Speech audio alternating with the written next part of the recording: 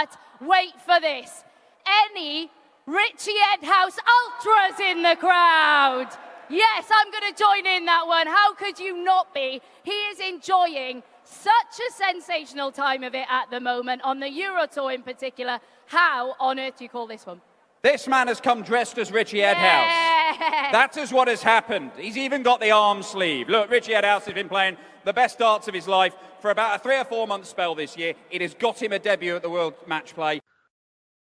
Hello and welcome to a new episode of the Weekly Dartscast in association with Darts Corner. I'm Alex Moss, and joining me as always my co-host, the darts statistician but no longer the darts Strava king. Shout out to Nicholas Chadwick, who took that accolade in our Strava group last week. It is Burton DeWitt. How are you doing?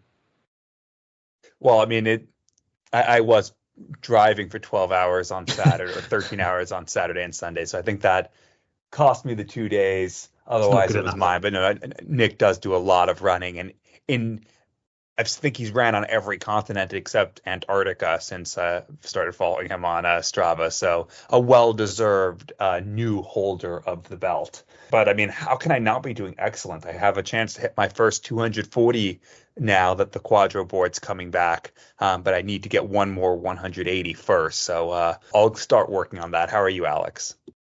Good man. Get your 100, 180s, and then it's time to start the road to 100, 240s on that Quadro board. I think that might take you a bit longer. But yeah, I'm doing all right here. Thank you. The clocks went back at the weekend here in the UK, so the nights are drawing in. So I'm going to be the night strider on my runs after work for the foreseeable future. And I say it most weeks, but once again, there's lots to discuss. It's very rarely we have a quiet week in the world of darts these days. The PDC's big announcement on Monday about the Winmau World Masters, the last week of Pro Tour action coming up for the season this week. We've got the Challenge Tour reaching its conclusion this weekend, all of that to come. But we've got to start this week's show with a look back at one of the most unpredictable major tournaments in PDC history, the European Championship. What a weekend in Dortmund. Ritchie Edhouse beating Jermaine Watermina 11-3 in the final on Sunday night. Where does Ritchie rank in the list of surprising PDC major winners? And that final against Jermaine Watermina, is it the most surprising PDC major final lineup ever? I think there's a good argument that the answer is the most surprising individual major champion ever. And yes, it is the most surprising final ever. But there are others in that competition, starting with other major champions. We just very recently had an interview with Larry Butler, and I think his title at the inaugural WDC World Match Play has to be on that list. Paul Nicholson, when he won his Players' Championship finals event back in 2010, he was planning to go back home to Australia, or back to his second home, Australia, after that tournament and give up the darts career. Instead of giving up the darts career, he went and won the title in another low-seeded final against Mervyn King, beating Phil Taylor in an absolute classic against the darts. After putting Phil Taylor in, Paul Nicholson won the bull in that match and had made Phil Taylor go start first and still broke him in a last leg decider in the semifinal and went on to lift the title over Mervyn King in the final.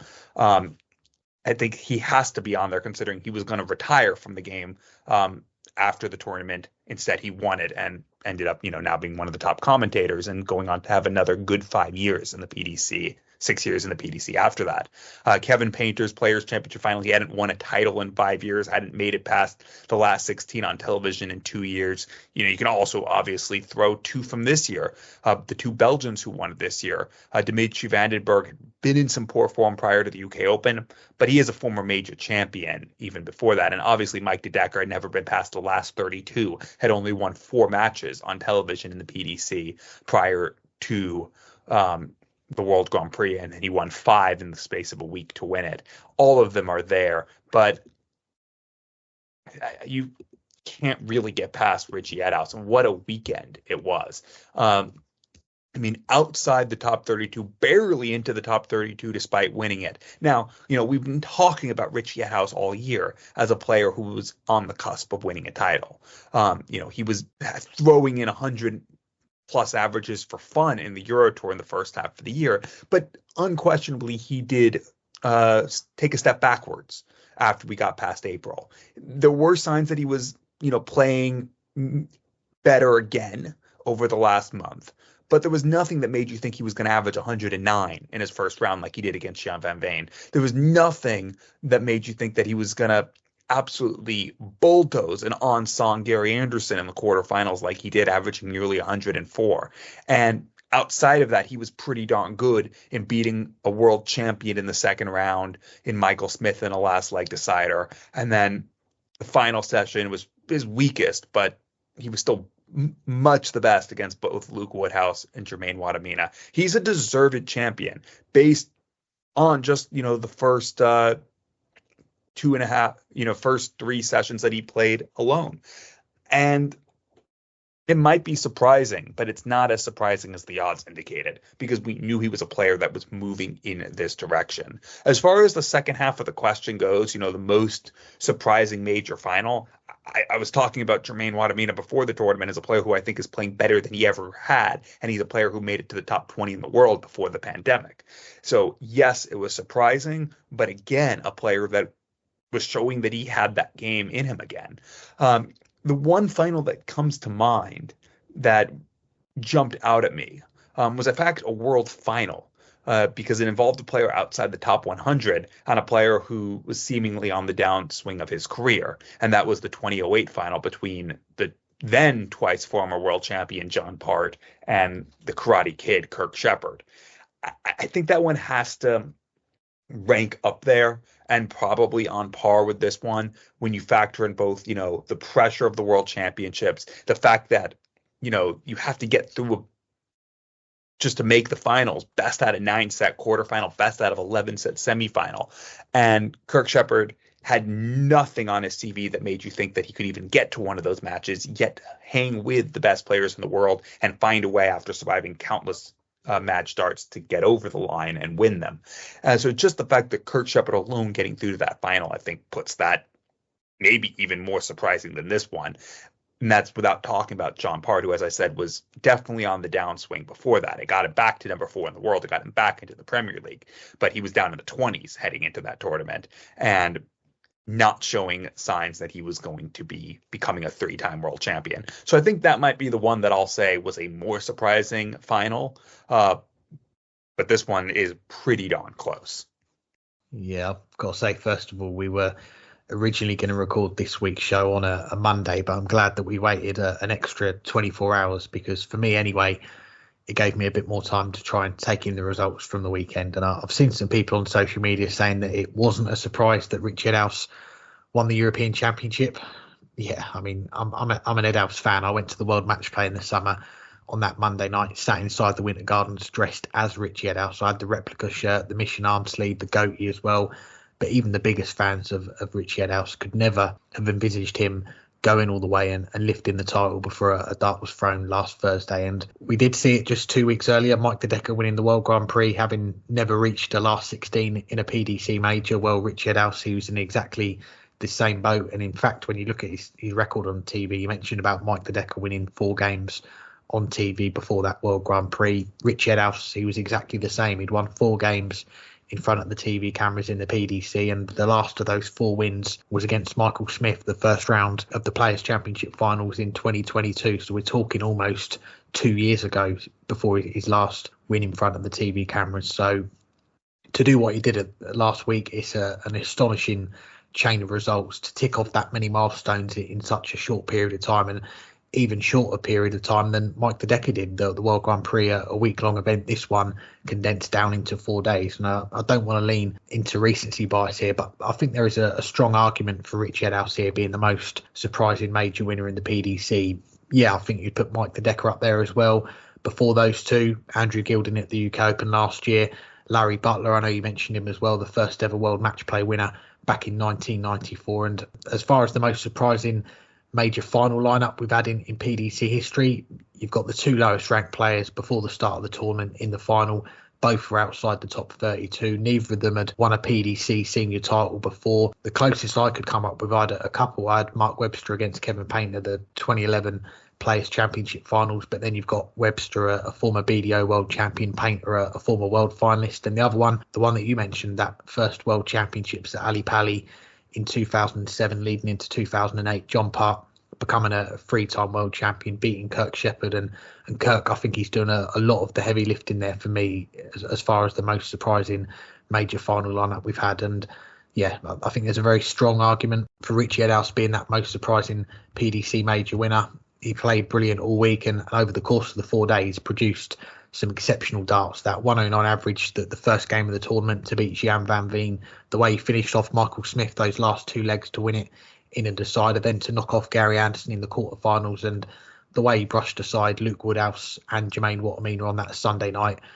And he had plenty to spare in those 2 games as well. So yeah, for me, I'm going to say he's the most surprising, but it's well deserved. And we already talked in that question a little bit about the beaten finalist Jermaine Wattimena, but let's talk a little bit more about him. His first major final, but a huge step forward in his career, beating 4 major champions, 2 of them world champions, en route to the final. Where does he go from here?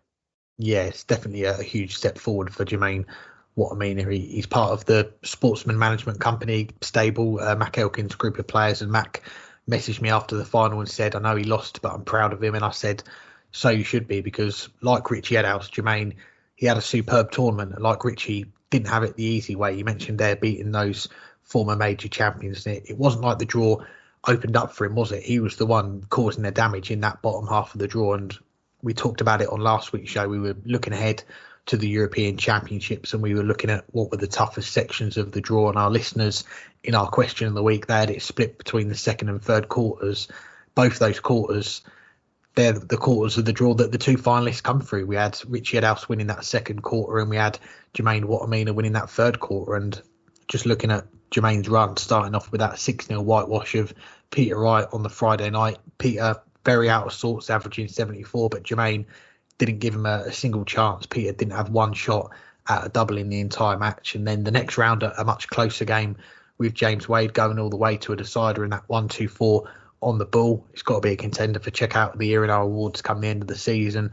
And then Sunday, probably the most eye-catching result, knocking out the overwhelming favourite at this point for the title, Luke Humphries, the world number 1, in the quarterfinals. That afternoon, we'd just seen Dirk van Dijvenbode and Gary Anderson both go out in the first 2 quarters. So Luke would have been an even bigger favourite to go on and win another major. But Wattimena sorts him aside, 10-4, plenty to spare there.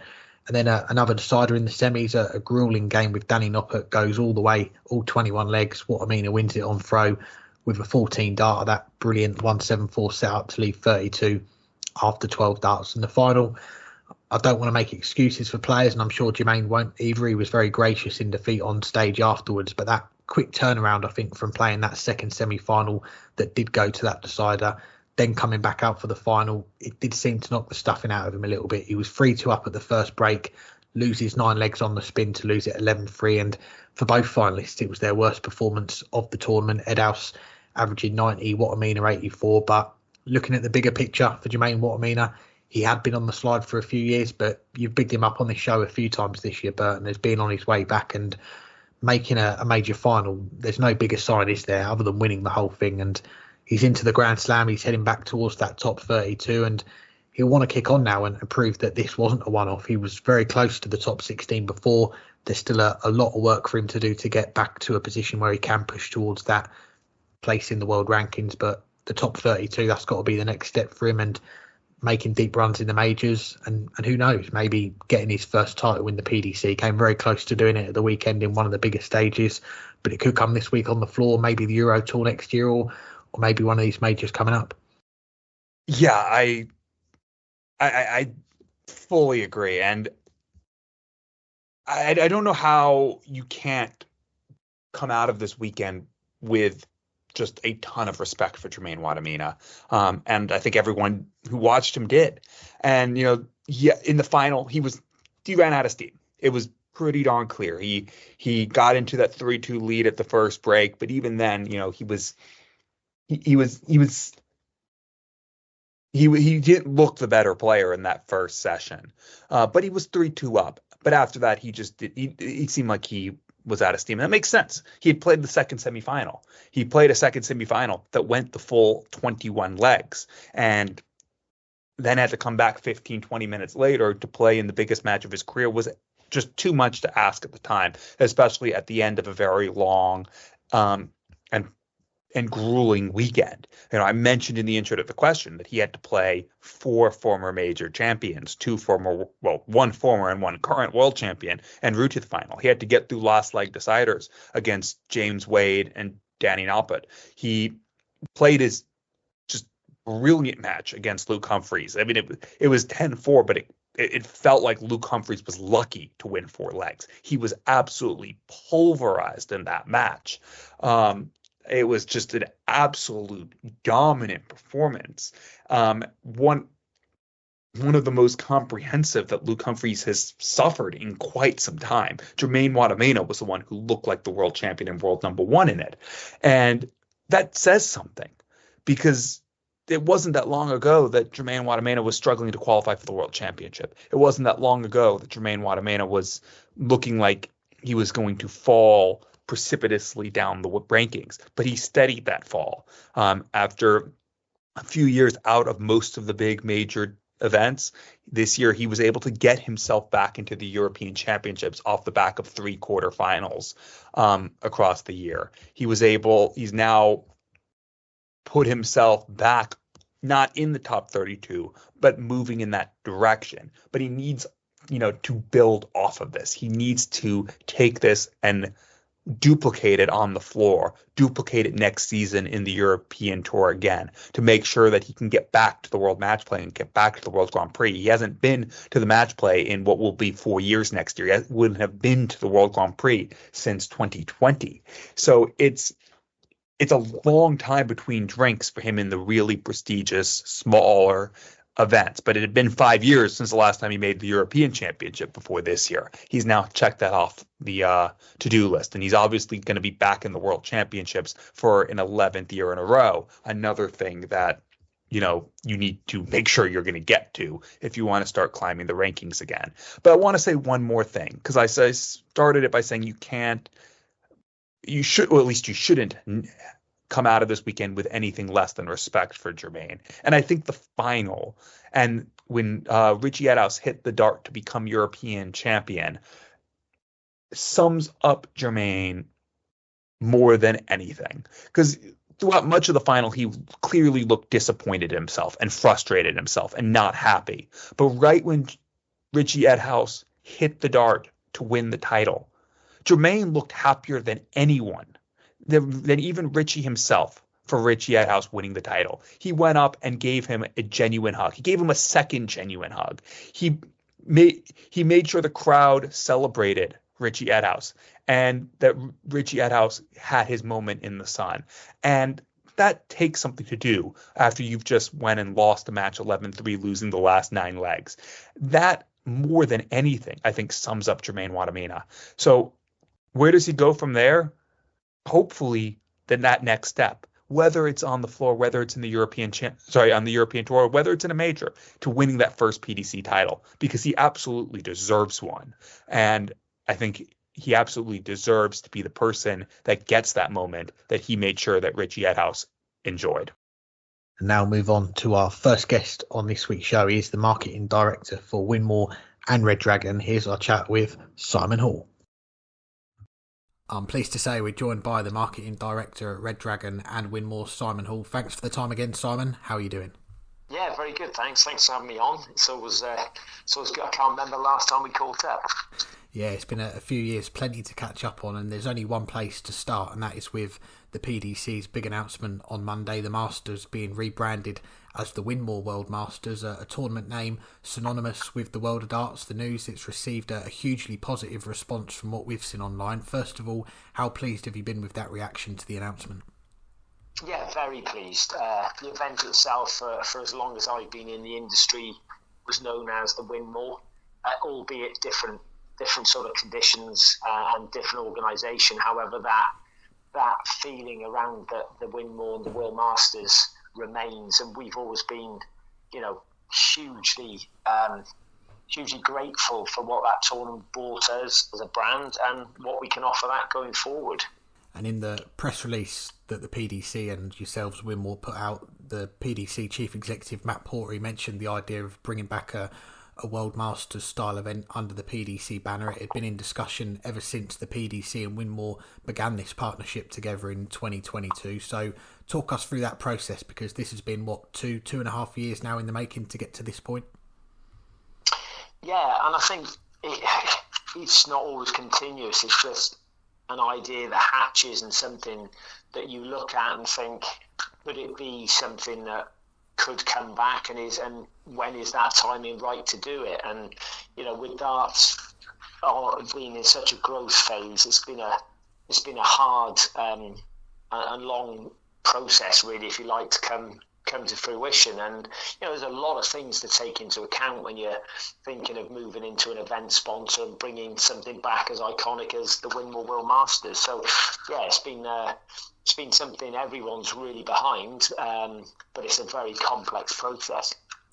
Definitely, and this one probably more towards the PDC, but good to get the thoughts from Winmau as well, because you've played such a part in the World Masters. The announcement, it did nod towards the history of the original World Masters run by the BDO for more than 40 years. We've seen a WDF World Masters held a couple of times in recent years. So from your perspective, where does this leave the lineage of the World Masters? Are all these former BDO World Masters winners now falling under the new World Masters put on by the PDC and Winmau, or is that still part with the WDF? I think that part stays part with where they won the event. That's that chapter has been written. That is there in the history of time. The Winmau World Masters now with the PDC will build on this heritage piece and create the new World Masters of the future. So that the heritage piece is that we link as a brand between the two areas, if you like. However, we've had so many player relationships that have been both sides, who have regarded the Masters as one of the finest tournaments they've ever won. So it's sort of, there are some blurred lines, yet there will remain the sort of PDC winners. And the last one on the World Masters, obviously nowadays a lot of the PDC majors are sponsored by bookmakers. So how excited are you to see the Winmau name as the title sponsor of a big PDC event, and on TV again with ITV showing it? Oh, it's massive for us. It's massive to be back involved with a terrestrial TV in darts that takes us back to the sort of what we saw as the heyday of that era, that was then surpassed what the work that's been done with the PDC and Sky.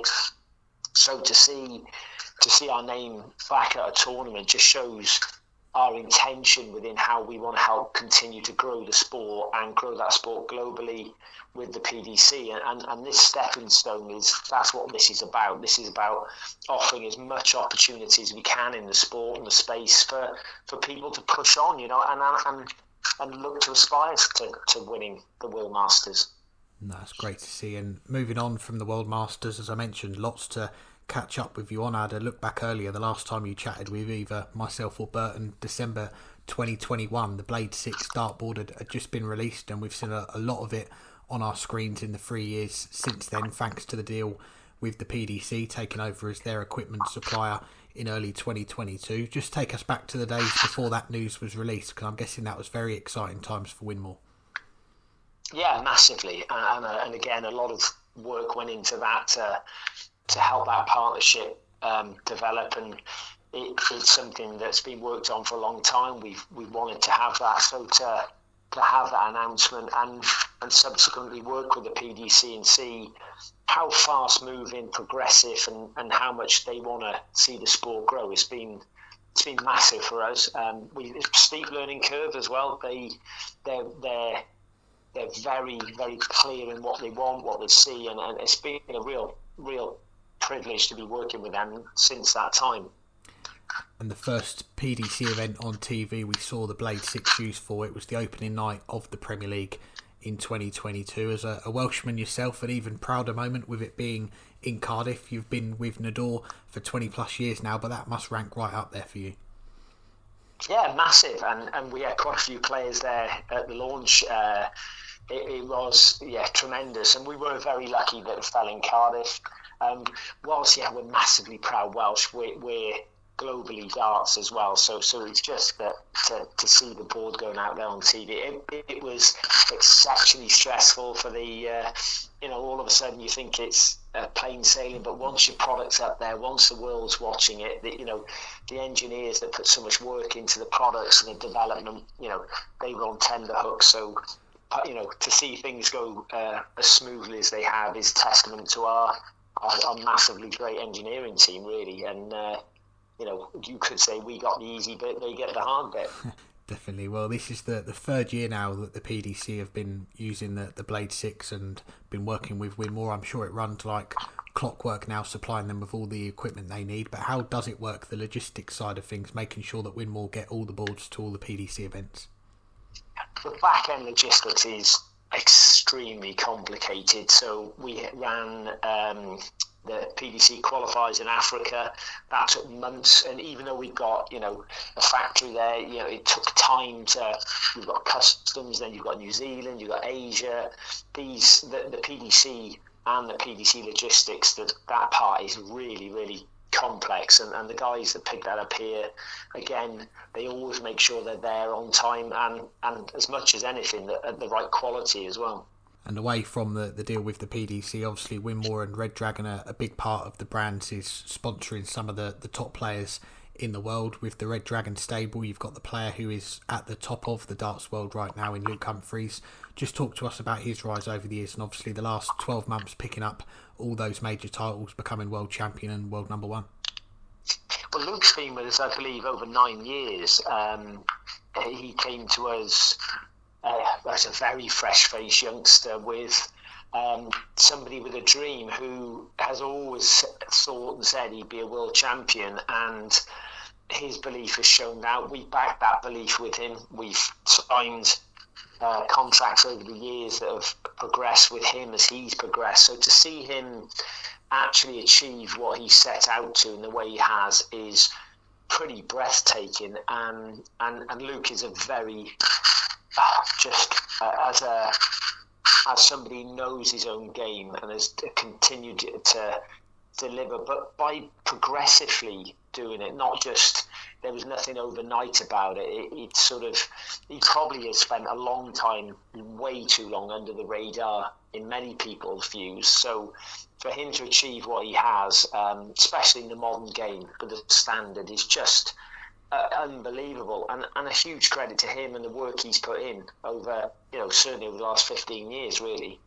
Yeah, we've had the pleasure of chatting with Luke many times on this show during that rise. He's always been the same, down-to-earth, polite, articulate man. He's a brilliant ambassador for darts. There have been a few people saying that he's not got enough of the limelight this year. Do you agree with that? Yeah, I do, and that's tough. People make their own choices, what they choose to cover, how deep they choose to look into a story, and what works for them. You can't blame them for it. However, if you really look at what's been achieved by Luke, I think he does deserve a bit more credit. However, I'm starting to see that change quite a lot more, certainly the back end of this year as well, as he's continued to put in exceptionally strong performances. And, for me, he's sort of like that Federer kind of player right now on the tour, and I think that's who he'll mature to be over that longer period of time. Yeah, that's a good comparison, and one of the reasons for that was because of a certain 16-year-old's emergence, Luke Littler, getting to the world final on his debut at Ali Pali, creating a darts boom. I work in the darts industry for a darts retailer and brand, so I've seen firsthand the spike in interest that created. What was it like for you guys at Winmau and Red Dragon after the World Championship finished?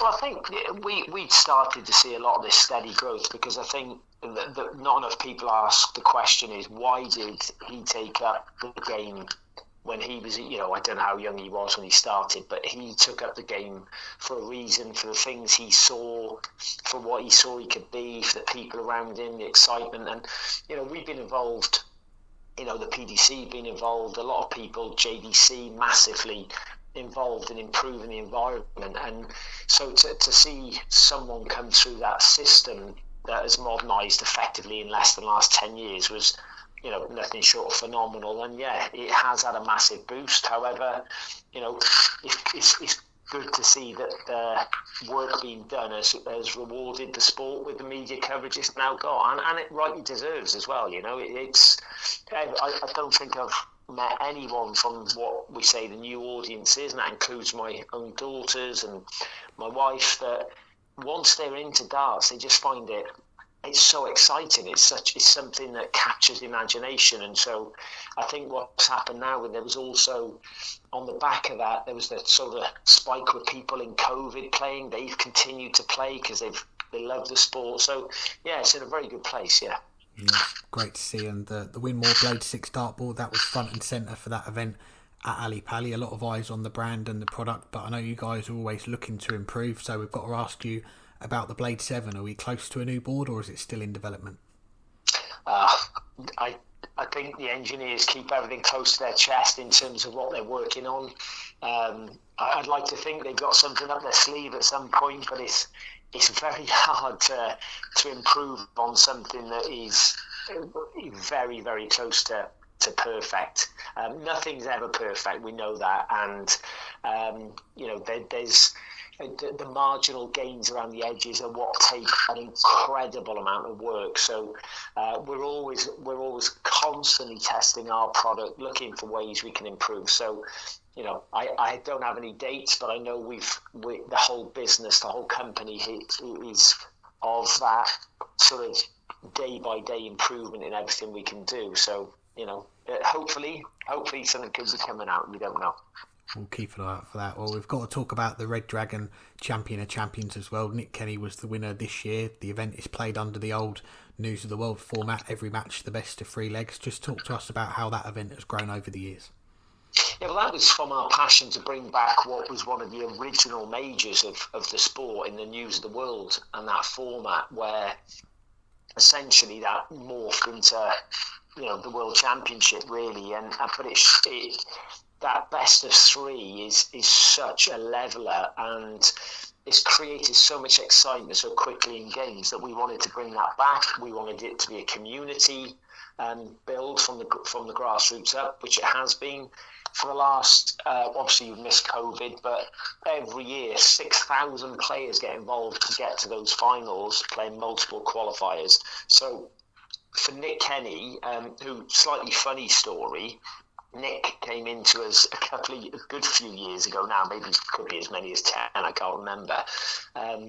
Agreed to join us and sponsor it, to with us as a sponsor, and he turned it down the next day, and then 10 years later he wins the Champion of Champions. So no, Nick was great, and to get through that tournament and to win the final like he did is, I know it's 3 legs, but he was averaging pretty much close to 100 in every game. And we've seen the previous winners, what they've gone on to do. So, hopefully Nick will do the same. Definitely. And another Welshman that we've got to give a mention to, the referee Hugh Ware, this year signing up with Winmau as a global ambassador. Hugh, he's well established now as one of the top PDC referees. So how did this deal come about, first of all, and how pleased are you to have Hugh on board? Oh, so chuffed to have Hugh on board. And really, if I'm honest, it's something we should have done absolutely years ago. But as Hugh's such a good friend of us as the company, he actually had one of his first ever work experience jobs with us.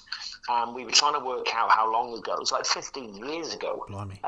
He came into the factory. He was a darts player himself, was desperate to be a professional.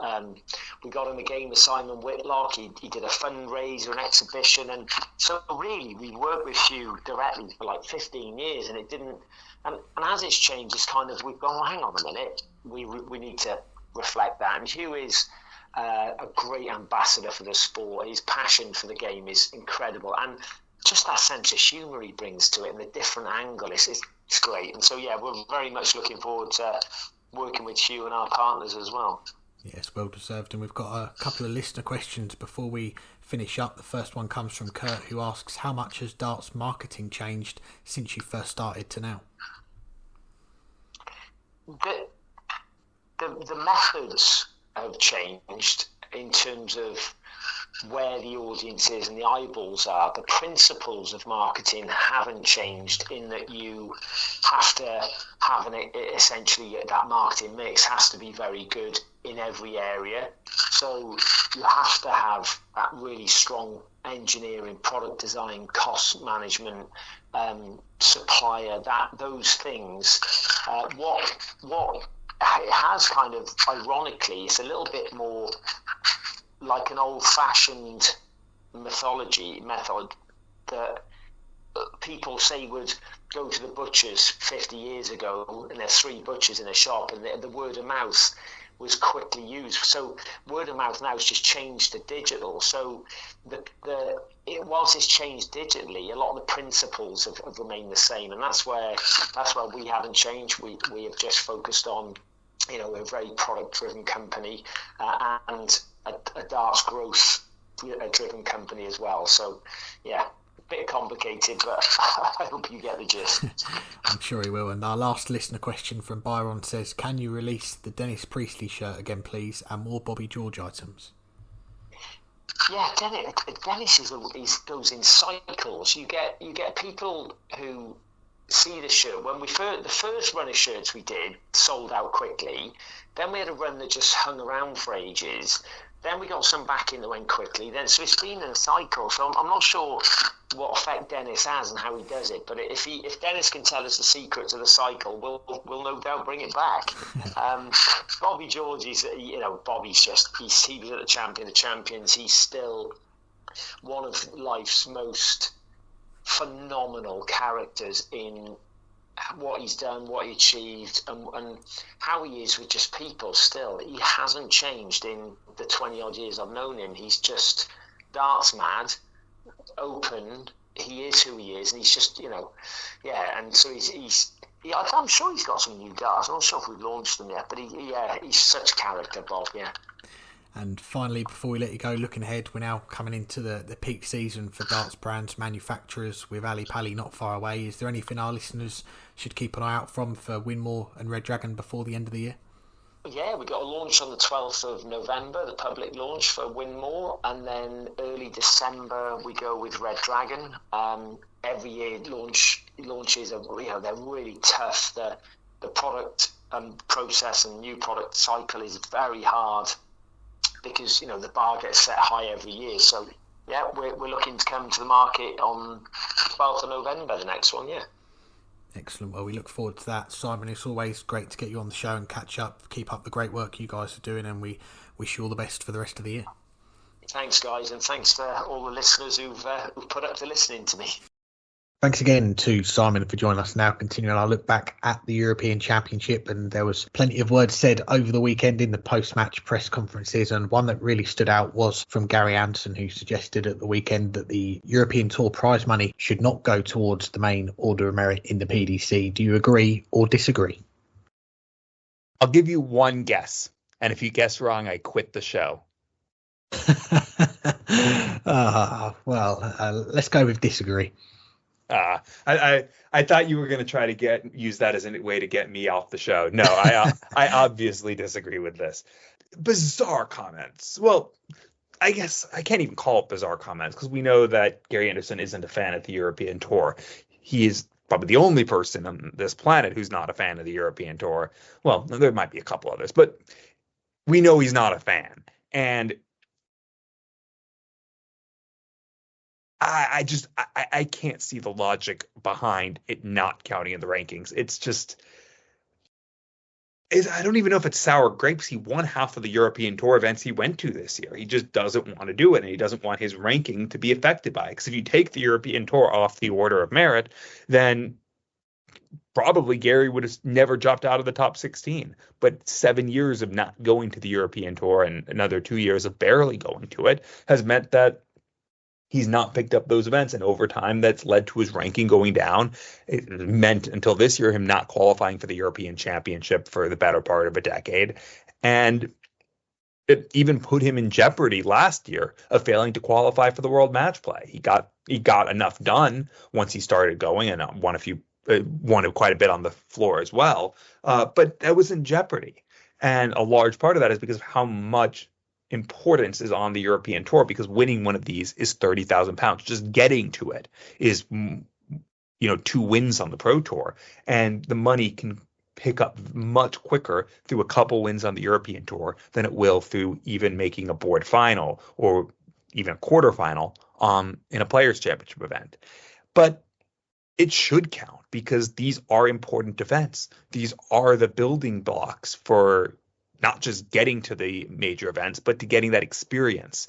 Ritchie Edhouse, would have he won the European Championship if he hadn't had the experience this year of playing nearly every European Tour event against some of the best players in the world on the big stage and teaching himself that he can perform, that he could average 105 against anyone in the world and cross the line? I don't think he would have.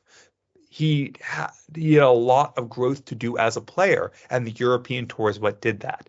And there's just not a viable argument for them not being ranked. There's not a viable argument for them not being part of the calendar. They're a huge growth opportunity for the sport, and they're a growth opportunity for developing players of all ages, because Ritchie Edhouse ain't a kid, but developing players of all ages to take their game to that next stage so that they can win a major like the European Championship. So I disagree, and anyone who agrees is either Gary Anderson or wrong, or in Gary Anderson's case, both.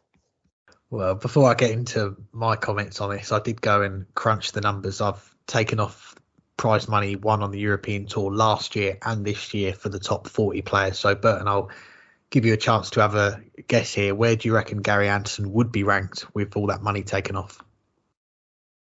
I'm going to guess that he moves up 6 spots, number 14.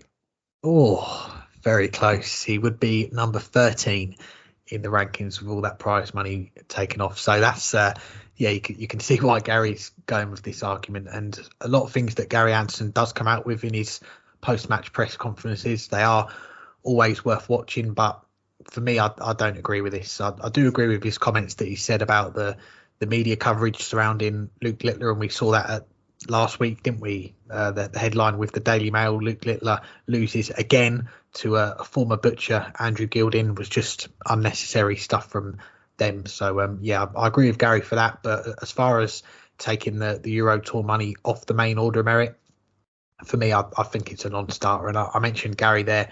He would go up to number 13 in the world. The top 4 would remain the same. You've got Humphreys, Michael Smith, Van Gerwen and Cross, Aspinall and Vandenberg.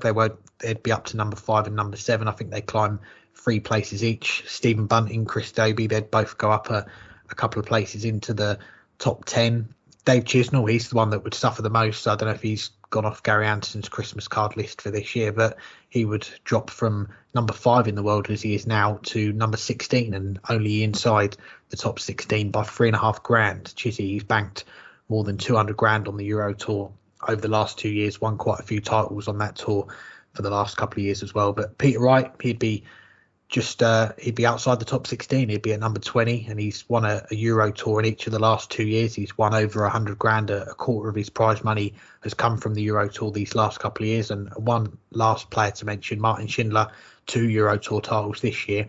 He'd dropped from number 23 to number 30. So that's how the top end of the rankings would change. A few notable ones there, but like you, Burton, I would disagree with Gary's argument here. And I think if you were to make these Euro Tours unranked, you would quickly see a lot of the big boys withdrawing from them and probably follow in Gary's own footsteps, actually, because if they can bank that money early on the European Tour to merit qualify for the European Championships, they'll have a rough idea of how much money they'll need to get. Then they can choose the ones they want to go to after that. So you can see how it would favour players like Gary Anderson, who, as we know, is less keen on travelling around Europe these days, and also for the players high up in the rankings to manage their schedule more. But for me, I think the Euro Tours, they need to stay ranked.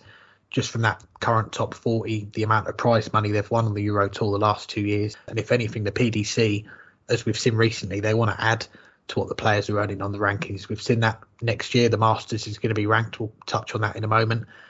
And another storyline at the moment is Luke Humphreys. Could he be the first player to break £2 million on the Order of Merit? And for a darts player, seeing things like that, it just strengthens the image of darts to the wider public, that it is a serious sport with serious money on the table. So for me, I wouldn't be making any current ranked events unranked if I could help it.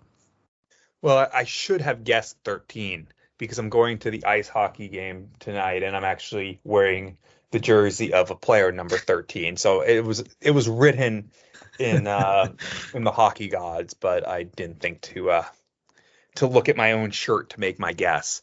But another big announcement was out this week. We talked about the quadro board. That was the most important. But another big announcement from the PDC in this one, the Masters is to be rebranded as the Winmau World Masters with the old format of best of 3 leg sets and a large field. I believe if everyone goes, it would be 196 players from around the world. What are your thoughts on it?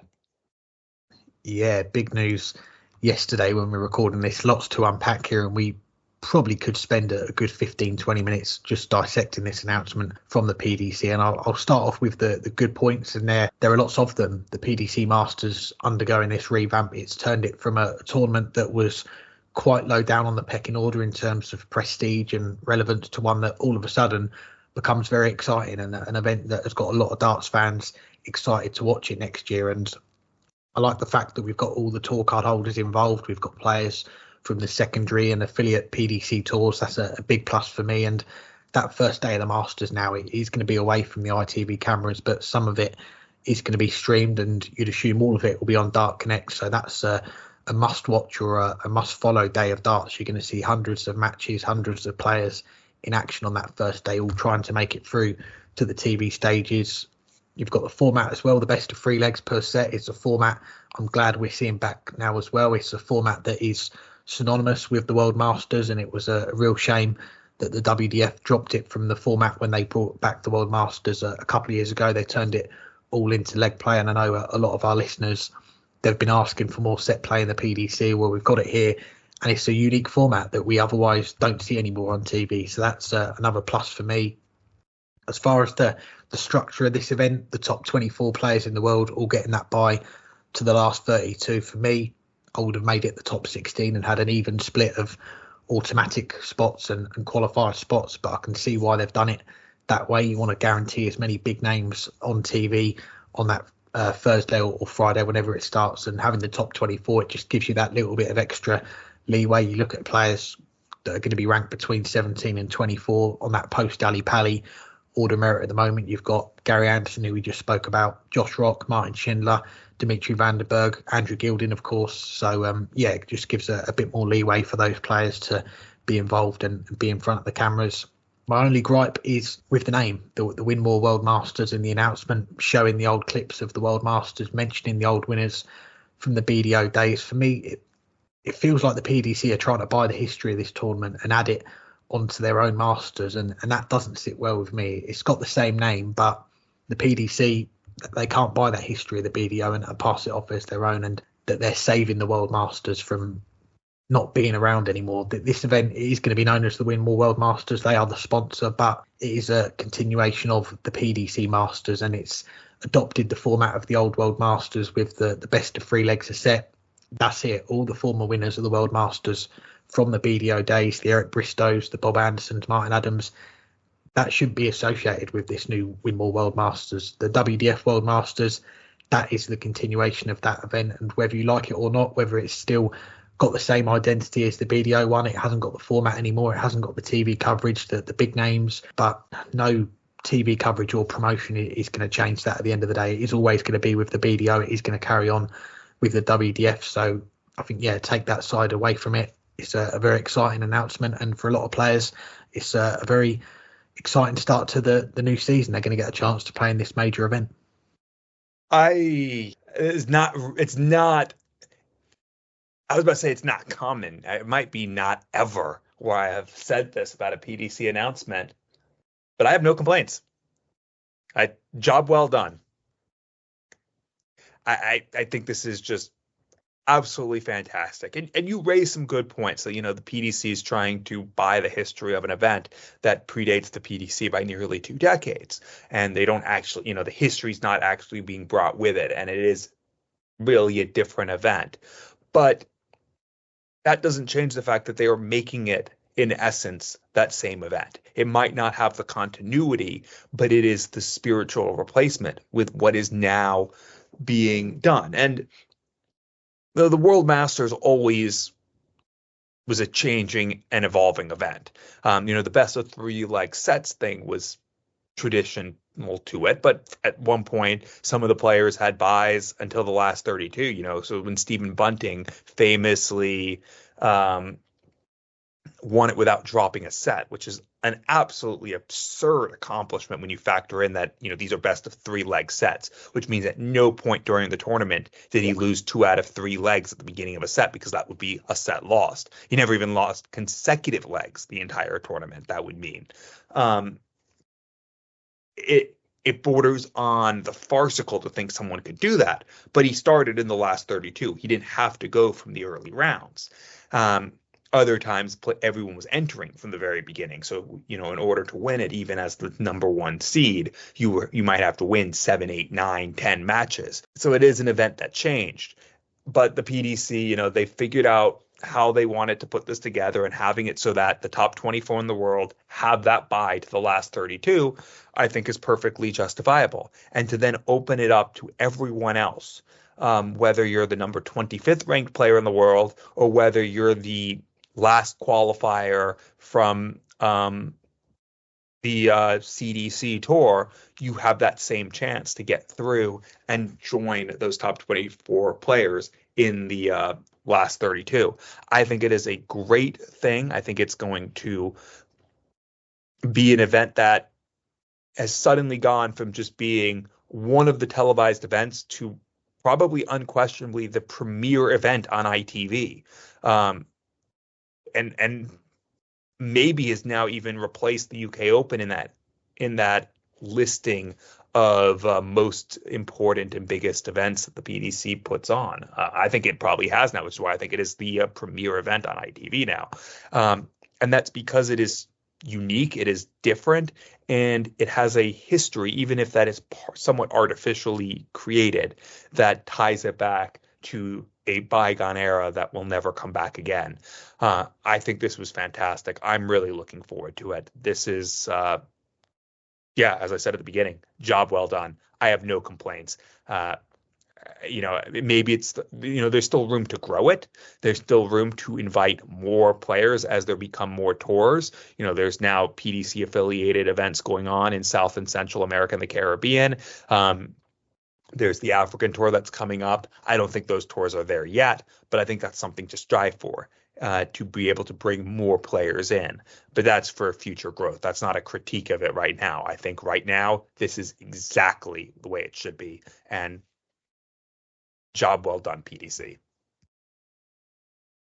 Yeah, I think inviting the African qualifiers, getting Peter Wachuri over to Milton Keynes would have been the icing on the cake here. But we're going to finish up with a look ahead to a busy week of darts coming up in Leicester. But before we do, let's bring in our final guest on this week's show. He's the first PDC tour card holder from Italy. Here's our chat with Michele Turetta. I'm pleased to say we're joined by the first PDC tour card holder from Italy, Michele Turetta. Thanks for the time, Michele. How are you doing? Benissimo, grazie, sono molto contento di essere qua. I'm so happy to be here today, and I'm good, thank you.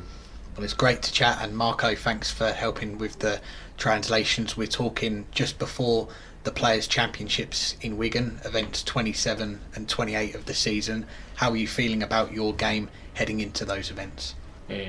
Sono molto contento di questo e sicuramente farò bene. Sono sicuro che farò bene. I have positive vibes because in this time I have a problem with my back injury, with an injury on my back, but I'm so good right now, and I'm feeling that I can play very good matches.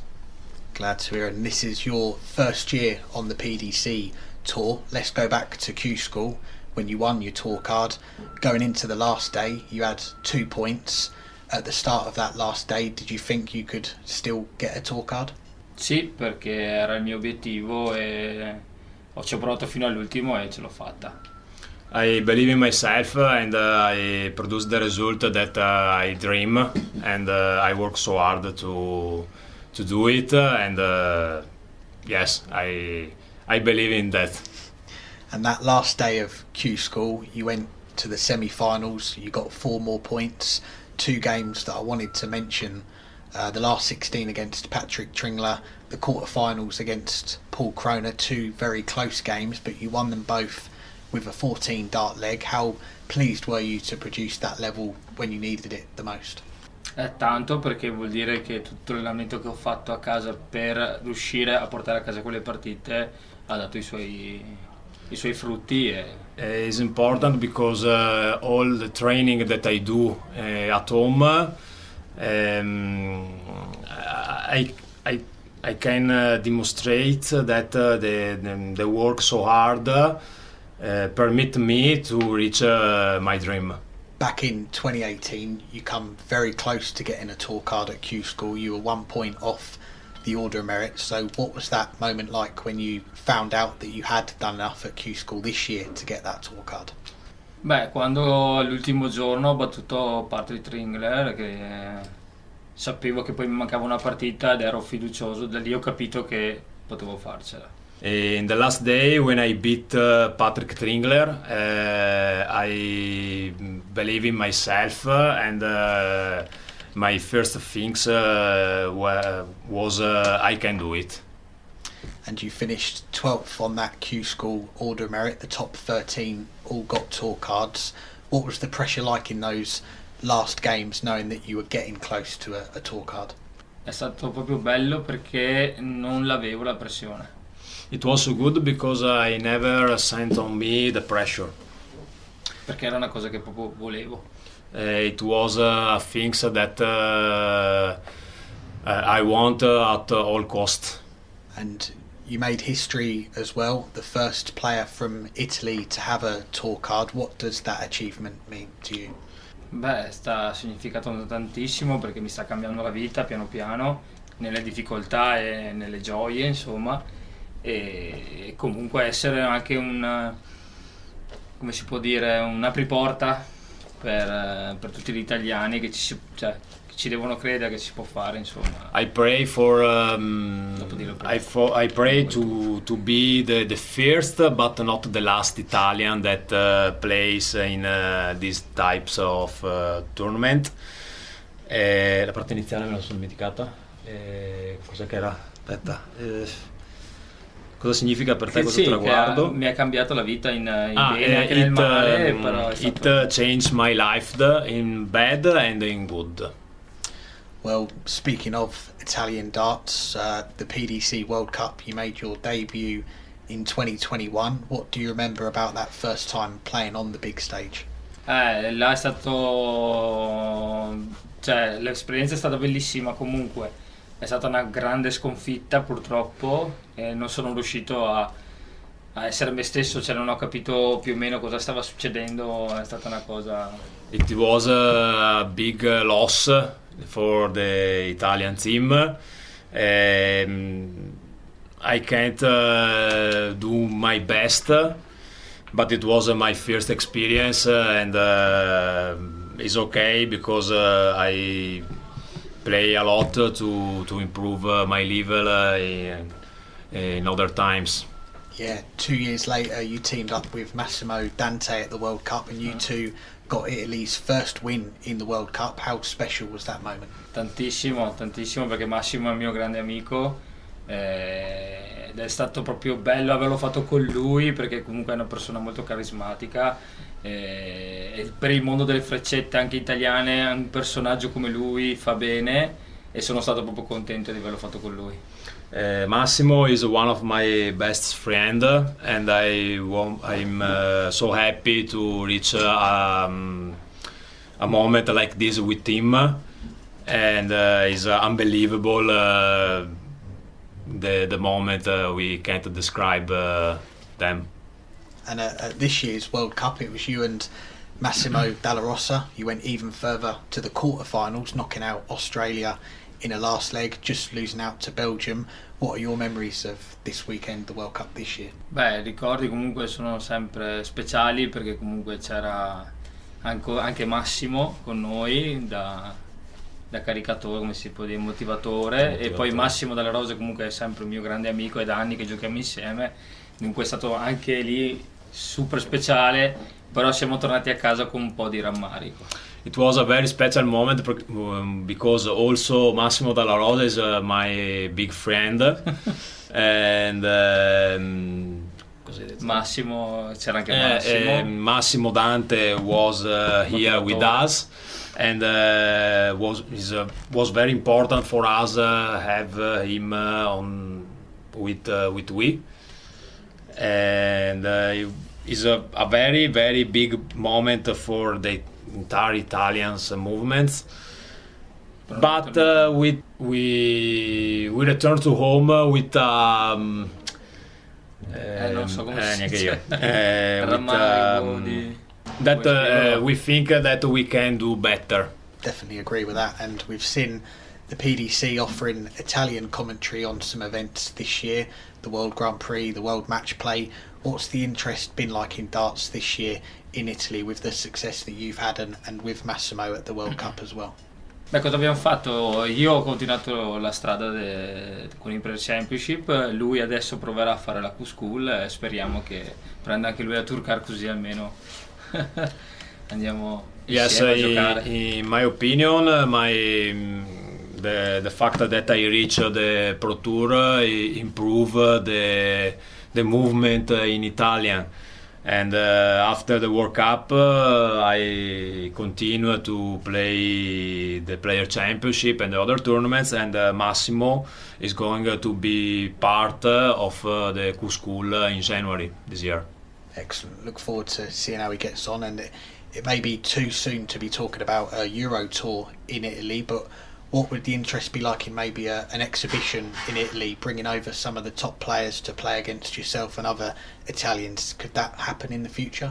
Beh, per noi sarebbe una grandissima cosa per fare conoscere ancora di più questo sport nel nostro paese, che purtroppo siamo ancora pochi, e sarebbe una grande novità, una grande, come si può dire, it will be a possibility to improve more the love of the people with the sports, but it's too easy to speak about that, and I think we have to expect that others Italians take part of the Pro Tour, in the Pro Tour. No, that makes sense. And just before the World Cup, we saw you sign with Mission, the darts manufacturer, which is where we're talking from today. What's it been like being a part of Team Mission so far? Beh, finora è stato tutto perfetto, tutto bello, non ho mai avuto niente da dire, anzi mi sono trovato benissimo, e sono stati anche quelli che hanno secondo me creduto in più su di me, perché comunque Winmau e Unicorn si erano fatti sotto, però quello che mi ha dato più fiducia è stata proprio la Mission. Ok. Aspetta, ripeti l'inizio. Che sono contentissimo di fare parte. I'm so happy to take part in this big family, and I think Mission was the sponsor that believed more in me and in my potential for the future. I have received other requests from other sponsors, but I think Mission was the good for me, and I'm so good, and it's a very special moment. Good to hear. Well, let's look back at your first season on the Pro Tour so far, and it couldn't have started much better, beating Dave Chisnell 6-1 on the stream with a 97 average. How pleased were you with that result at the very start? Tanto, perché non pensavo di avere come si dice, un esordio in quel modo, che è stato un bene e un male per me. Perché bene, perché male? Perché è bene battere Chisnell, il numero 1 del Pro Tour, 6-1, giocando forte. Invece il male è perché adesso la gente comunque sa che so tirare le frecce. Sei forte. It was incredible for me, but it was a good thing and also a bad thing, because a good thing because you beat the number 1 of the Pro Tour with a very big performance, and bad because every time now I play in the matches, anyone know that I'm strong and they play very good with me. And before that game, what was it like walking into the venue for that first Pro Tour and seeing all those big names like Dave Chisnell in there, and you were part of the tour for the first time? Beh, è stato strano perché mi sono sentito, tra virgolette, a casa. Cioè, era una cosa che volevo e non ho sentito quell'emozione di dire oh c'è questo, c'è quello, cioè mi sentivo nel mio posto. It was a very emotional moment for me, but I said to myself that I was at home. I not think I'm scared about that. I was in positive vibes. Perché era quello che volevo, giocare con, cioè, me l'ero già immaginato. Because I imagine a lot of times that I want to live this moment. Good times. Well, we've seen you miss some of the Players' Championships. Obviously, this year, the PDC, they've moved all of them to the midweek dates. Has it just been because of work commitments, or you mentioned earlier about the back injury that you've had, that you've missed some of the events?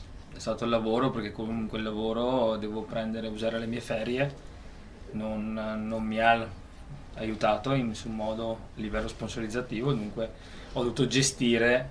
Yes, the only one problem was is the job, and it's difficult for the Italians because darts are not seen like an important things, and it's difficult to have a job that permit you to travel a lot of times in a month.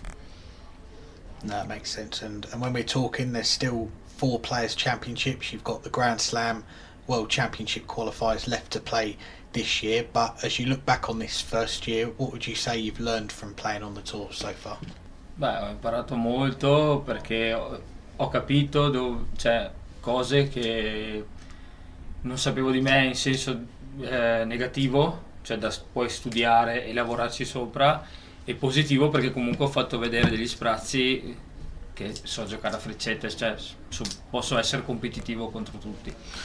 Sometimes I play good matches and sometimes so bad, but now I know a lot of things that I never know myself, and I want to improve my level for the next year. And lastly, looking into next year, what are the main goals for 2025? Obviously, get into the top 64, try and keep your tour card, but is there anything else you want to tick off next year? E vincere un Player Championship. I want to win a Player Championship and qualifies to the European Tour. E il mondiale singolo, ovviamente. Qualifies to alle palle. Yeah. Excellent. Well, Michele, it's great to chat with you. Appreciate your time. Marco, appreciate you helping out with the translation, and we wish you all the best for the rest of the year and what else is to come. Thank you, guys. Thank you. Thanks again to Michele for joining us. Now finishing up the show, looking ahead to the week of darts we've got in Leicester, starting off with the Pro Tours Wednesday and Thursday, the last 2 Players' Championships of the year. A big week coming up with Ali Pali spots on the line. What are the main storylines you're going to be keeping tabs on in that race to the World Championship? Well, I think, as always, it's, who's going to sneak in, especially among the players who've been around for quite some time. It's a swan song for Steve Beaton, but has he left himself too much? You might make the argument he has, but a couple of years ago, he was in a very similar position, and he made it to the final to steal a spot in the World Championship.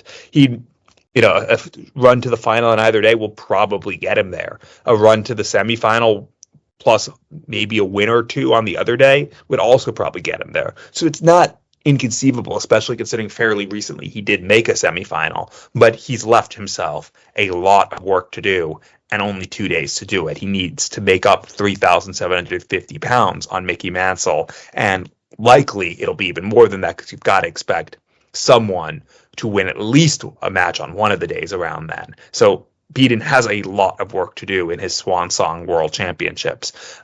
But also, Mervyn King is less than 2,000 pounds back after coming charging the last few weeks, or at least last few Players' Championship weeks. Jose de Sousa, who hasn't missed it since breaking through about 6 years ago, he's now, he's right outside as well. I want to see whether those players can get in.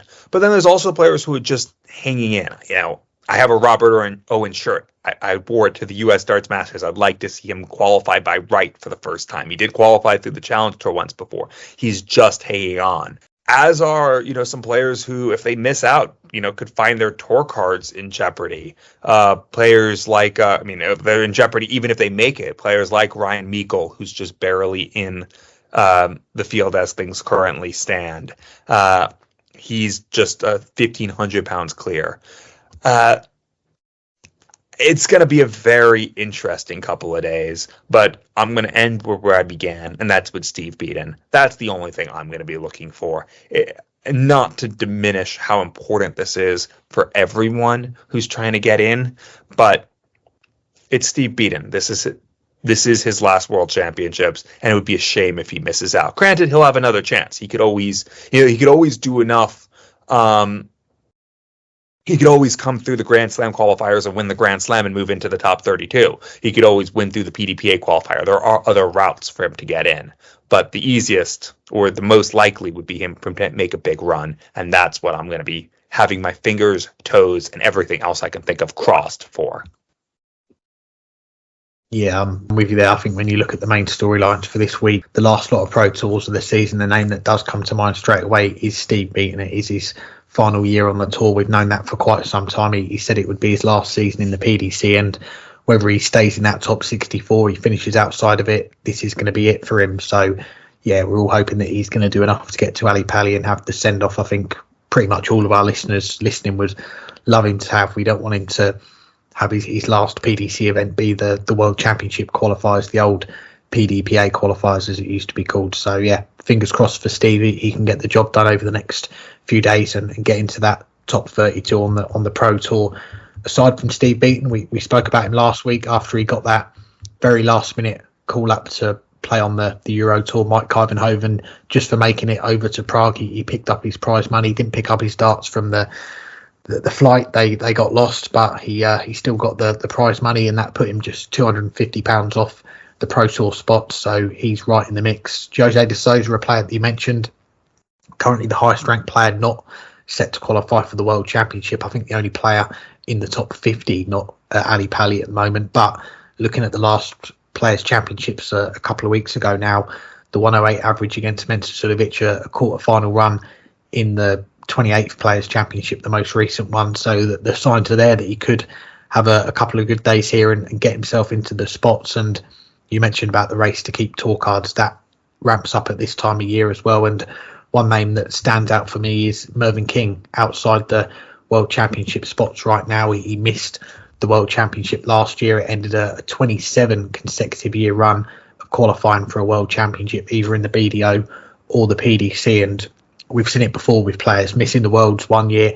It's not the end of the world, if you pardon the pun, but missing the Worlds 2 years in a row, it can be fatal for keeping your tour card. And that's the situation that Mervyn King finds himself in. And it's a similar situation as well for Simon Whitlock. He's been in 20 consecutive World Championships across Lakeside and Ali Pali, but he's got work to do this week to get himself into those spots. It could be a crucial couple of days coming up for him, whether he keeps his tour card or not. And one more name I'll give a mention to, he's going to have his tour card next year regardless because it is his first year, but Andy Barton's not in the Pro Tour spots at the moment. And I think if he were to miss out on the World Championships, that would be a big surprise. If you'd have said that after he won his tour card at Q School and the way he performed at Lakeside, winning the WDF World Championships, it's not been a dream start to life in the PDC. But if he can find some results this week, jump into those Pro Tour spots, get to Ali Pali, I'm sure that would go some way to salvaging his first year on the tour. And let's finish with a talk of the Challenge Tour. It is our question of the week, sponsored by Condor Darts. Currently, 3 players separated by under £10,000. The top 2 separated by just 50 quid. Connor Scott currently top, but with Wesley Plassier and Christian Kist breathing down his neck. Who finishes top of the Challenge Tour? Yeah, it couldn't be closer, could it? The poll at the moment on Twitter is going to be running until the weekend, so get on there and have your say. 51% of our listeners going with Wesley Plassier, 41% going with Connor Scott, 5% going with Christian Kist, 3% going with other. And we're coming into this final weekend in Leicester, 4 events, 2 on Saturday, 2 on Sunday, £50 between the top 2. Christian Kist a little bit further back, but we've got to remind people, £2,500 for a title. So quickly doing the maths, 10 grand. If a player can do the unthinkable, win all 4 titles, that's a lot of money there. But 4 opportunities to bank 2.5 grand, it means it's not just a 2 or 3 horse race here. If a player can win a title on Saturday and the top 3 don't bank some decent money, then the race could open up. However, I think we are looking at the players in that top 3 for who finishes top of the pile here, and in particular the top 2 in Connor Scott and Wesley Plassier. Wesley, 3 finals on the Pro Tour this year. He recently won a title as well. He defended his World Masters in the WDF. Connor Scott, he's made another final on the Pro Tour this year. He's been picking up titles left, right and centre in the WDF and on the Challenge Tour. Both these players are going to be in Leicester Wednesday and Thursday playing on the Pro Tour as top-up players, so it's a bit of a mix. They're going to get a couple of days to get match sharper. They're also going to get that Friday a day off before playing Saturday and Sunday. And I think one thing to mention here is that recent World Masters and the dynamic in this race for top spot on the Challenge Tour. It could have been different had Connor Scott won his semi-final in the World Masters. We would have had Connor against Wesley, the Challenge Tour top 2 against each other in that final. And whoever won that, okay, the Challenge Tour, you've got hundreds of players there to deal with, but going into this weekend, had that final played off, whoever won it could have had that psychological advantage over the other, especially if they ended up playing each other again this weekend. But as it is, Wesley, he won the World Masters, his confidence is going to be sky high, but so's Connor's. So I think both these players, they're going to be at Ali Pali regardless as Pro Tour qualifiers, given how well they've done in the Players' Championships. But it's about finishing top. It's about getting that Grand Slam spot, and it's an extra opportunity to bank some prize money on the Order of Merit. And if they can, maybe getting that top 64 before the end of the season. And if they can, then that sets them up really well going into next year to have a 1-year tour card. So for me, it's very tough to call who finishes top, but I'm going to be loyal to our episode 1 guest, Connor Scott here. I've got to be, haven't I? I'm going to go with Connor. He's had an excellent 2024, as is Wesley, and whoever gets that top spot, I think they're going to go to the Grand Slam on debut, but with a lot of wins, a lot of money, a lot of titles, and a lot of momentum behind them. I'm not sure who's going to finish top because it is so close between 3 players who are playing really, really well. And it for Christian Kist, one would hope that finds a way to get his tour card anyway, because he was in a similar position last year, and he in fact came pretty darn close, or no, I shouldn't say pretty darn close, but relatively close to getting into the top 64 overall, but he faded at the back end of the year. He has not been fading this year, but he's only a little bit out of a tour card anyway, and he's just a little bit out of the World Championships anyway. Well, exactly, he'll be in the World Championships because both Connor Scott and Wesley Plassier are going to get through the Pro Tour Order of Merit, but he's only a little bit out himself. And run to the finals could provisionally put him in. But I think he's just a tier below both Scott and Plassier. And you talked about both of them. You mentioned how close we were to seeing a final of the World Masters. Not the Winmau World Masters, not that long ago. And that's because they're 2 of the best, probably the 2 best players in the world right now that don't have a tour card, or maybe 2 of the 3 best if you want to throw Bo Greaves into that mix. And that's why they're the top 2 players on the Challenge to Order of Merit. It's why Wesley Plassier has made 3 finals this year on the Pro Tour, winning a title. It's why Connor Scott, near the end of last year, made it to a final of a Players' Championship event, just barely missed his lost his tour card and came back this year and made another final not that long ago without a tour card. These are two really good players. A lot of it will come down to the draw. A lot of it will come down to luck. I really don't have a way to separate them. I can't see Kiss. I mean, I can see Kiss making up the ground, but I'm not going to expect him to. Not because he's not good enough, but because the other two are just that much better.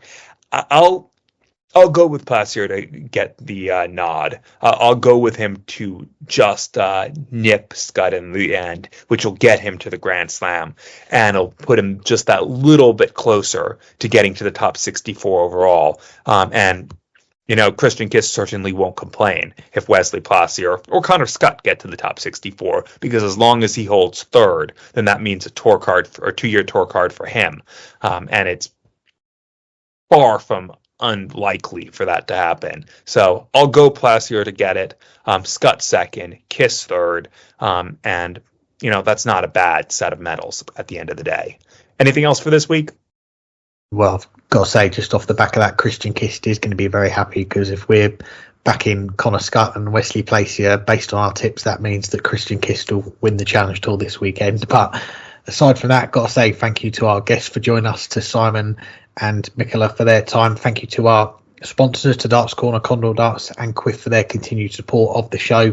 Links in the description for all of them, so please go and check them out. They keep the show going each week, as do our loyal listeners. We're coming towards the end of our 8th year doing this podcast, which is unbelievable. We're on the final stretch towards 400 episodes as well, another milestone for this show, and we'll keep doing our best to bring you a wide range of interesting and different guests each week. Fingers crossed we should have the newest PDC major winner, Ritchie Edhouse, on with us next week, so hang tight for that. But in the meantime, as always, sign off with this week's show is over, so it's time to go and enjoy the darts.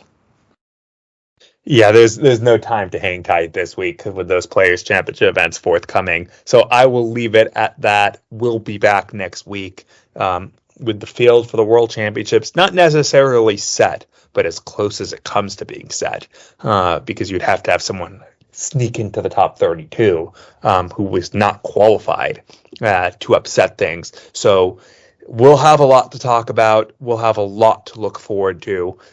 You can hang tight just for that, but you need to enjoy the darts in the interim.